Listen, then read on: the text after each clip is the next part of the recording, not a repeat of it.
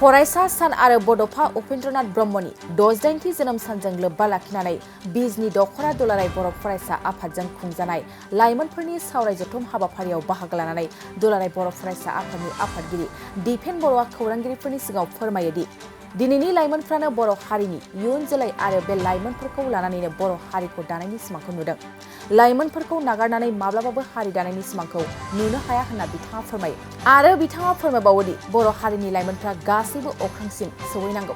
गासैबो बेलायावनो गोरों गोरा जानानै बर' हारिखौ गोजौ फारसे जौगाखांहोनांगौ आरो माखासे लाइमोनफ्रा न'खरनि माखासे थासारिनि थाखाय फरायनायखौ गारनानै गुबुन गुबुन जायगाफ्राव खामानि मावनो थाहैनाङो।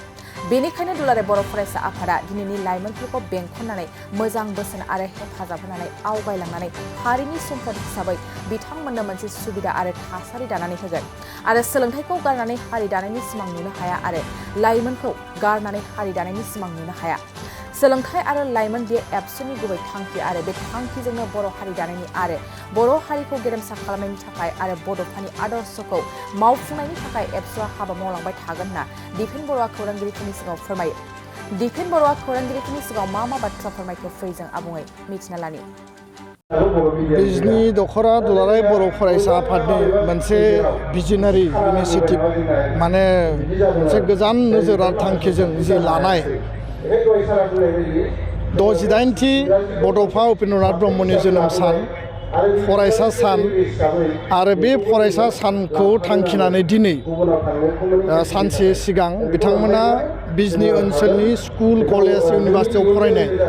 आरो गोबां इनस्टिटिउसननि लाइमोनफोरखौ प्राय बेयाव 700नि बारा बर' जोंनि फरायसा फरायसुलिफ्रा बाहागो लाफैदों। युथ कनक्लेभ लादों। स्पेसियेलि बेयाव माहारिबादनि सायाव सोलोंथाइनि सायाव आरो जोंनि लाइमोनफोरा मोगा मोगि जानाय जिखिर माने जेंना जेंसिफोर दङ आरो बिथांमोननि जिउआव मालाबा नार्भासनेस मालाबा फ्रास्ट्रेसन मालाबा गोबां थासारिजों काउन्टार जायो। बे गासै जेंनाफोरखौ लानानै सावरायलायनाय आरो जोंनि आलासिफोरनि गेजेरजों मिथिहोनाय मटिभेसन आरो थुलुंगा होनायनि मोनसे थांखिजों बे हाबाफारिखौ लादों। थारैनो बेयो जोंनि थाखाय बाख्नायथाव हाबाफारि आरो इन्टायर बिजनि साब डिभिजननि स्टुडेन्टफ्रा बेयाव बाहागो लाफैदों। इयुथआनो दिनैनि इयुथआ बर' हारिनि फिउचार आरो दिनैनि इयुथखौ लानानै बर' हारि दानायनि सिमांखौ जोङो नुदों। इयुथखौ गारनानै लाइमोनफोरखौ गारनानै हारि दानाय हारिनि थामोनथा रैखाथि रक्षनाबेक्षना राफोद जानांगोन मोजां जानांगोन बिथांमोनखौ गारनानै मालाबाबो बे सम्भब जानाय नङा आरो बेखायनो इयुथखौ नागारनानै हारि दानायनि जों सिमांखौ नुनो हाया। दा बेखायनो जोंनि स्पष्ट बाथ्राया जाहैबाय जे दिनै बर' हारिनि लाइमोनफ्रा अख्राङाव थांनांगौ माउन्ट एभारेस्टआव थांनांगौ प्रफेसार जानांगौ फोरोंगिरि जानांगौ डाक्टार इन्जिनियार जानांगौ स्पर्ट्सनि बेलायाव नेसनेल इन्टारनेसनेल लेभेलाव सहैनांगौ कालसारनि बेलायाव नेसनेल इन्टारनेसनेल लेभेलाव सहैनांगौ। जों दा गावनि लेभेलाव जि जुजिनाय जि मोनसे थासारि दंमोन बेखौ जोङो बे बेरियारखौ बारनानै जोङो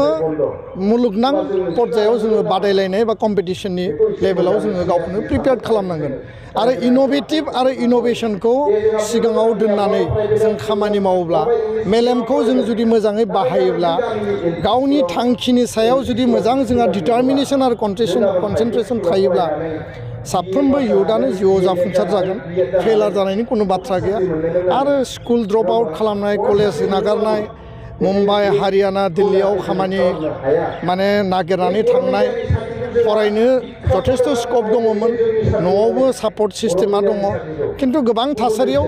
आसखान्दाय माखासे मानसिफोरा बे लाइमोन समाव माने बिथांमोना माखासे फाखनाव गोलैनानै थांनाय जों नुयो।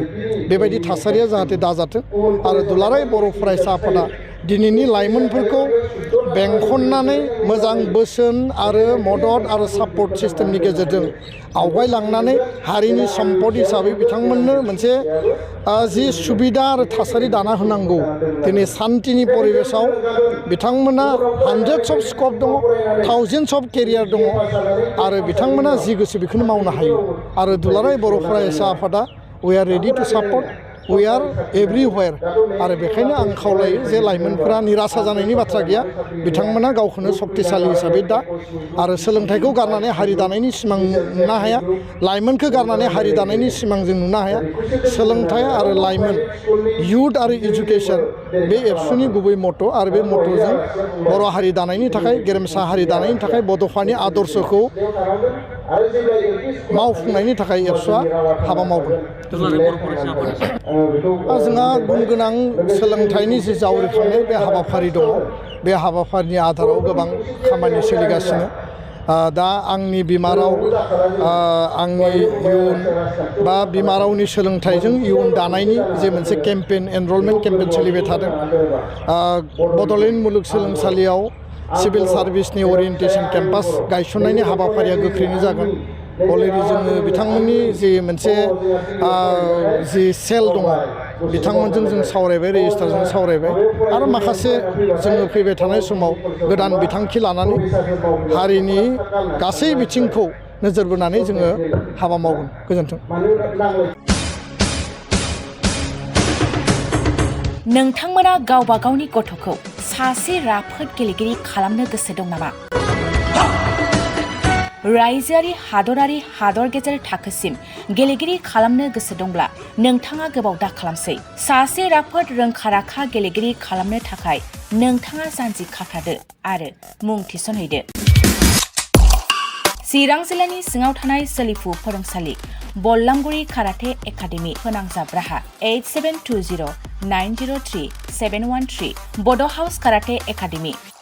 दलाइगाव फोनांजाब राहा 6900451157 बेंटल काराटे एकाडेमि फोनांजाब राहा 9678041226 बिरनगाव काराटे एकाडेमि फोनांजाब राहा 6901341656 आरो दालिगाव काराटे एकाडेमि फोनांजाब राहा 8720903713 बैफोर मख'नाय सोलोंसालिनिफ्राय सिगांनिफ्रायनो रायजोआरि हादरारि हादर गेजेरारि थाखोनिफ्राय बान्था मोननो हानाय सोलोंसाफोर मोननो हाबोनाय सोलोंसालि बे मख'नाय फोरोंसालियाव रोंगौथि गोनां फोरोंगिरिया फोरोंथाय होनानै नोंथांनि गथ'खौ सासे राफोद गेलेगिरि सोरजिनायाव मदद आरो जाफुंसार खालामगोन